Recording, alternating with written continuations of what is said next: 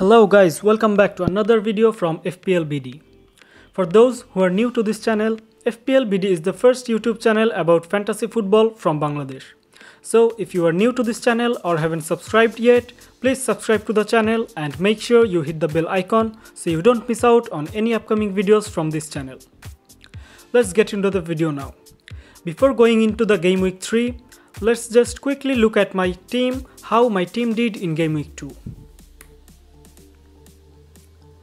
In Game Week 2, I scored 84 points, which is 25 more than the average of 59.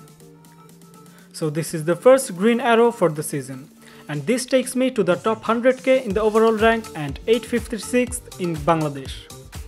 Not a bad start to the season, but still long way to go.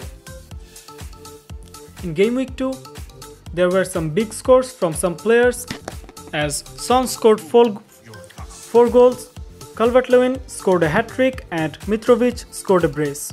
But unfortunately, none of them were my captain. Last week, my captain was Aubameyang and my vice-captain Salah scored a hat-trick.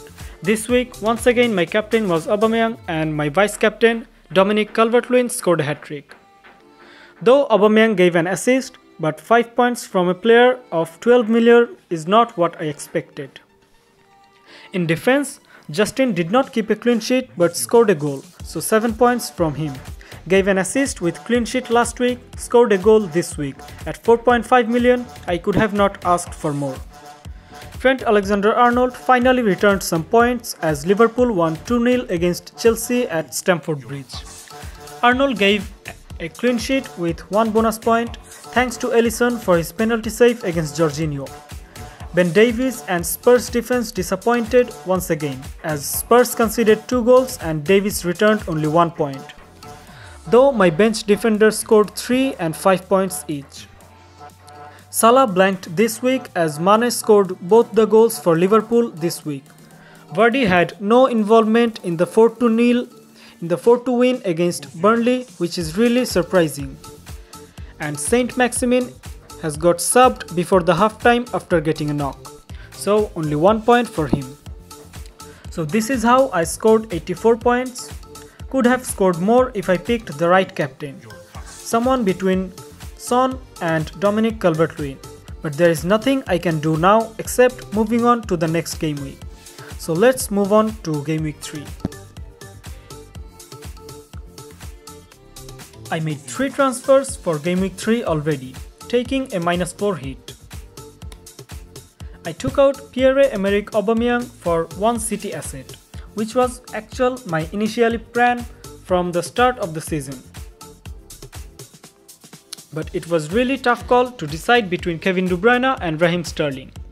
Kevin De Bruyne is priced 11.5 million, highest scoring 251 points FPL player in the last season, most goal involvement in the Premier League last season with 13 goals and 23 FPL assists.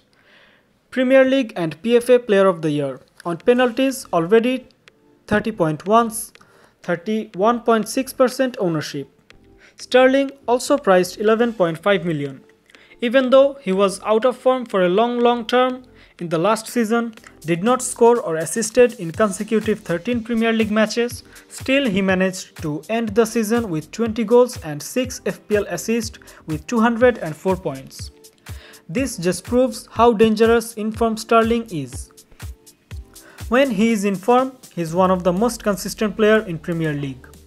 Last season was actually his worst season compared to his previous seasons. 17 goals and 15 assists in 2018 and 19 season. 18 goals and 17 assists in 2017 and 18 season. Currently, his ownership is only at 4.9%. Kevin De Bruyne and Sterling both are favorite players of Pep Guardiola among the City squad and has less chance of being rotated or benched.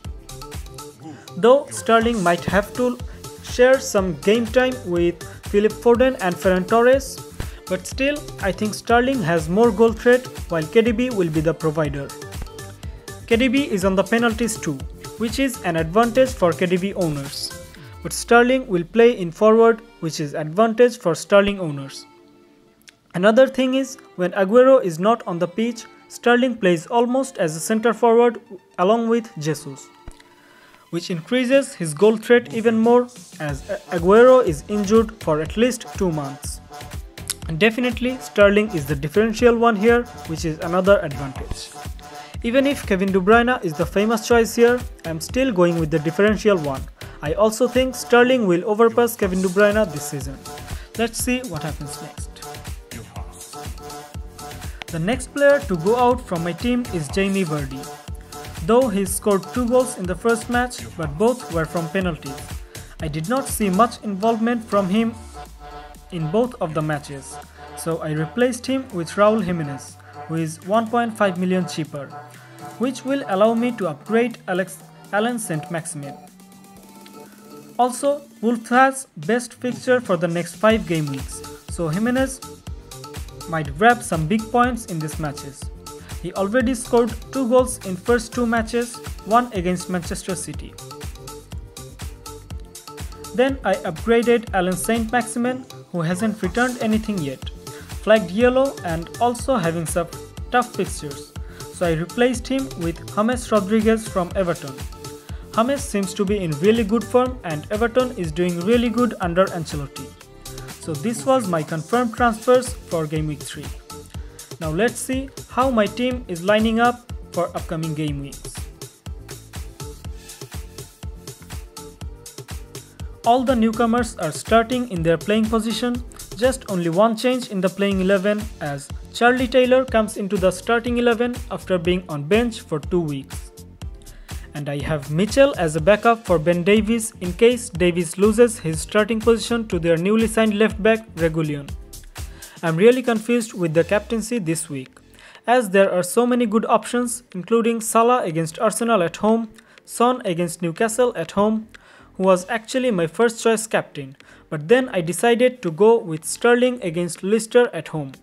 Jimenez, Mitrovic also can be differential options, but I think I will go with one of Sterling or Son. So this is my team for Game Week 3. And these are the players I'll be looking at over this and upcoming game weeks. Bamford from Leeds United, Zaha and Guaita from Crystal Palace. I will see how they and their team performs in the upcoming 2 or 3 game weeks, and then I'll talk about them if I consider them in my squad. For now, just keep an eye on them. So that's all for now. Hope you guys enjoyed the video.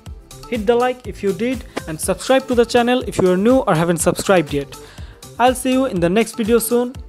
That's all for now. Goodbye.